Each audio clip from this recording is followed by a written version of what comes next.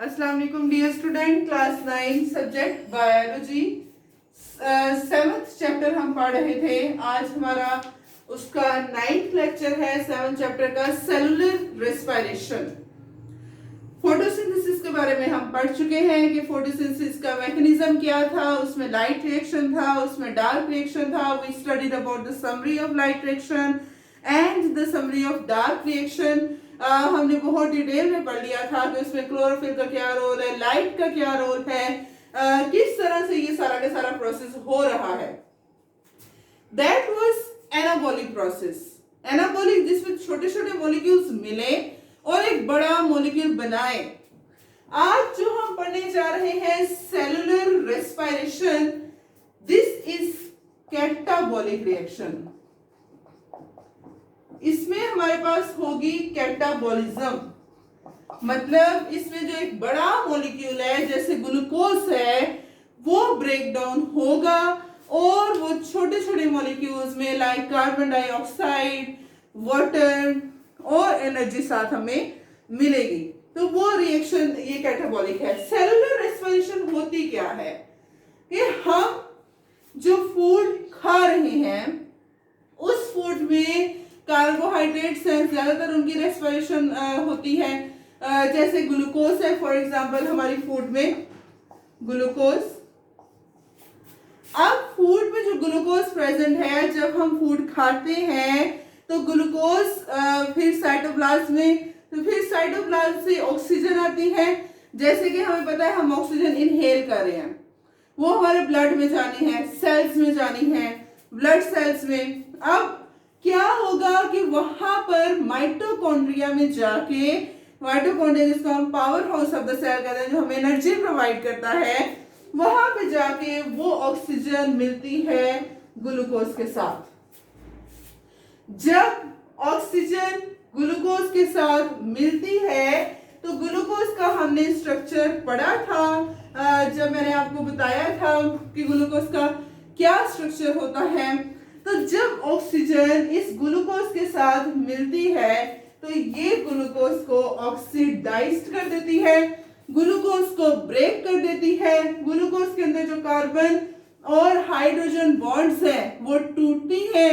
जब वो बॉन्ड्स टूटती हैं तो हमारे पास क्या बनता है, कार्बन डाइऑक्साइड, वाटर और साथ में बॉन्ड्स टूटी हैं। तो बॉन्ड के टूटने की वजह से एनर्जी रिलीज होती है in the form of ATP और फिर उस एनर्जी को हम यूज करते हैं। तो क्या है the process in which carbon hydrogen bonds present in food are broken down by oxidation reduction reaction. Oxidation is the addition of oxygen. जैसे कार्बन है तो किसमें चेंज हुआ है, कार्बन डाइऑक्साइड में। इसका मतलब यहाँ पर जो कार्बन है उसकी ये क्या हुई है, ऑक्सीडेशन। उसके बाद ऑक्सीजन है, ऑक्सीजन किसमें चेंज हुआ है, वाटर मॉलिक्यूल में। तो वाटर मॉलिक्यूल में कैसे चेंज हुआ, जब इसमें हाइड्रोजन ऐड हुई। Addition of hydrogen is known as reduction. तो इसका मतलब यहाँ पर ऑक्सीजन की क्या हुई है, रिडक्शन हुई है। तो ये है हमारे पास सेलुलर रेस्पिरेशन कि ऐसा प्रोसेस जिसमें फूड के अंदर जो कार्बन हाइड्रोजन बॉन्ड्स प्रेजेंट हैं, जो ग्लूकोज प्रेजेंट है, वो ब्रेक करेगा और ब्रेक डाउन होकर हमें एनर्जी प्रोवाइड करेगा। वो तो ऑब्वियसली प्रोवाइड करनी है क्योंकि बॉन्ड्स टूटती हैं, और साथ जो है वो रिडक्शन होगी कार्बन ऑक्सीजन की वाटर में और ऑक्सीडेशन होगी कार्बन की कार्बन डाइऑक्साइड में। दो तरह की सेलुलर रेस्पिरेशन होती है। एक रेस्पिरेशन होती है जो कि ऑक्सीजन की प्रेजेंस में हो रही है, एयर की प्रेजेंस में हो रही है, जिसको हम कहते हैं एरोबिक रेस्पिरेशन। एरो मतलब एयर, एरोबिक रेस्पिरेशन कि ऐसी रेस्पिरेशन जिसमें ग्लूकोज कंप्लीटली ऑक्सीडाइज्ड होगा, कंप्लीटली वो ऑक्सीजन के साथ मिलेगा, उसमें ऑक्सीजन ऐड होगी और वो ब्रेक डाउन हो जाएगा, ऑक्सीजन दैट इज देयर। और आपको पता है कि ग्लूकोज जब कार्बन ब्रेकडाउन होके कार्बन डाइऑक्साइड बनाता है तो that is basically a two step process, कि जिसमें क्या होता है कि पहले जो ग्लूकोज है वो टूटता है और टूट के वो एक मॉलिक्यूल बनाता है, दो मॉलिक्यूल बेसिकली बनाता है पायरुविक एसिड के। दो पायरुविक एसिड बनते हैं, ये मॉलिक्यूल बनते हैं, और फिर ये पायरुविक एसिड अलग से ऑक्सीडाइज्ड होता है, इसमें ऑक्सीजन ऐड होती है, ये पायरुविक एसिड अलग से ऑक्सीडाइज्ड होता है और ये बना देते हैं कार्बन डाइऑक्साइड के दो मॉलिक्यूल्स। तो ये हमारे पास है एरोबिक रेस्पिरेशन। कौन सी रेस्पिरेशन है? एरोबिक, कि जिसमें हमारे पास in the presence of oxygen glucose is completely oxidised into carbon dioxide. Water तो बनेगा, that is an additional thing, वो तो बन रही है।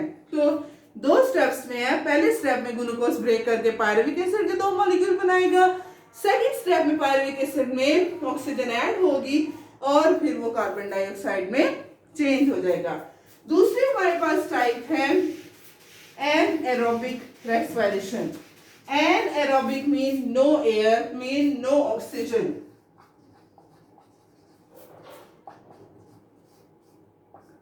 अब इसमें क्या होता है कि फर्स्ट स्टेप जो है जिसमें जो ग्लूकोज है उससे ब्रेक करना होता है पायरुविक एसिड में। फर्स्ट स्टेप तो सेम है जैसे एरोबिक में हुआ, क्योंकि उसमें ऑक्सीजन जो होती है बॉडी में अवेलेबल उसके साथ वो ऑक्सीडाइज हो जाता है।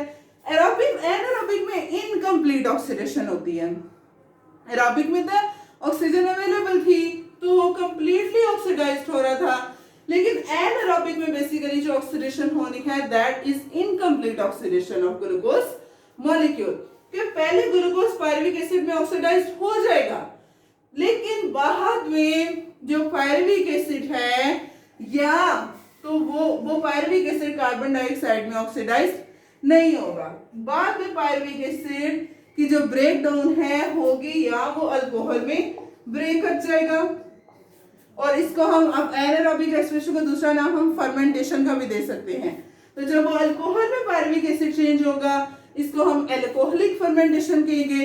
ये प्रोसेस पाया जाता है वहां पर फर्मेंटिंग इंडस्ट्रीज में, ब्रीविंग इंडस्ट्रीज में, जहां पर एनर्जी ड्रिंक्स या अल्कोहल्स वगैरह बनते हैं, तो वहां पर ये एल्कोहलिक फर्मेंटेशन का प्रोसेस पाया जाता है।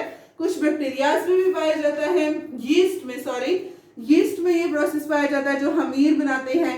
हमीर में क्या होता है कि अब आपको पता है वो हमीर उभरा हुआ होता है जो यीस्ट यूज करते हैं पिज्जा वगैरह में भी, तो वो उभरी हुई क्यों होती है? जब उभरती कैसे? जब उसमें से कार्बन डाइऑक्साइड रिलीज होती है बेसिकली, तब वो जो है वो उभरती है। तो पायरुविक एसिड अल्कोहल में जब हमारे पास इनकम्प्लीटली ऑक्सीडाइज्ड होगा, अल्कोहल में चेंज होगा, इसको हम कहेंगे एल्कोहलिक फर्मेंटेशन।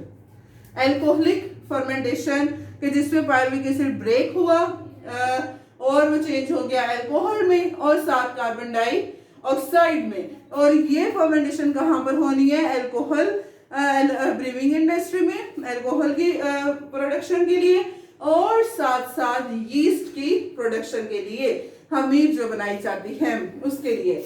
दूसरा पायरुविक एसिड ऑक्सीडाइज्ड हो सकता है लैक्टिक एसिड में।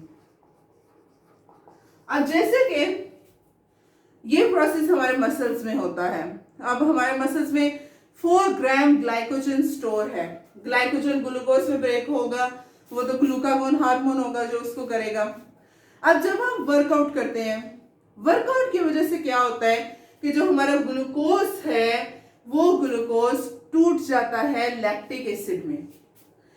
लैक्टिक एसिड में जब वो ग्लूकोज की ब्रेक डाउन होती है लैक्टिक एसिड में, तो वो हमें जब हम वर्कआउट करते हैं, आपको पता है कि जब मसल्स वर्कआउट करते हैं तो आपको इरिटेशन सी होती है, वो बेसिकली उसकी वजह से, लैक्टिक एसिड की वजह से ही होती है।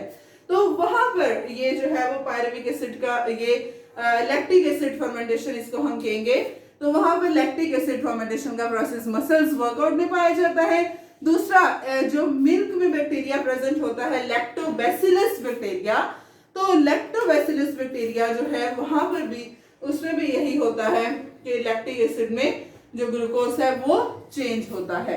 तो वो होती है लैक्टिक एसिड फर्मेंटेशन। तो क्या क्या हमने पढ़ा कि एनएरोबिक रेस्पिरेशन जो है ये क्या है? जिसमें ग्लूकोज की इनकम्प्लीट ऑक्सीडेशन होनी है, इनकम्प्लीट ग्लूकोज से ऑक्सीडाइज्ड होना है, या अब वो पहले पायरुविक एसिड में चेंज होगा, जो ऑक्सीजन अवेलेबल है फिर ऑक्सीजन अवेलेबल नहीं होगी, तो वो पायरुविक एसिड दो मॉलिक्यूल में टूट जाएगा, या वो पायरुविक एसिड टूटेगा अल्कोहल में, जिसको हम अल्कोहलिक फर्मेंटेशन कहेंगे, या वो पायरुविक एसिड ब्रेक होगा लैक्टिक एसिड में, जिसको हम लैक्टिक एसिड फर्मेंटेशन कहेंगे। हर प्रोसेस की कोई ना कोई इंपॉर्टेंस है, इसी तरह से फर्मेंटेशन की भी इंपॉर्टेंस है बहुत सारी एनाएरोबिक रेस्पिरेशन की। तो ये था हमारे पास सेलुलर रेस्पिरेशन। कोई भी इससे रिलेटेड क्वेश्चन है तो पूछें गूगल क्लासरूम में, प्लीज पूछें। कल इंशाल्लाह हम नेक्स्ट क्रेब्स साइकिल ग्लाइकोलाइसिस वगैरह को डिटेल में पढ़ेंगे। आज के लिए इतना ही है। अस्सलाम वालेकुम, अल्लाह हाफिज।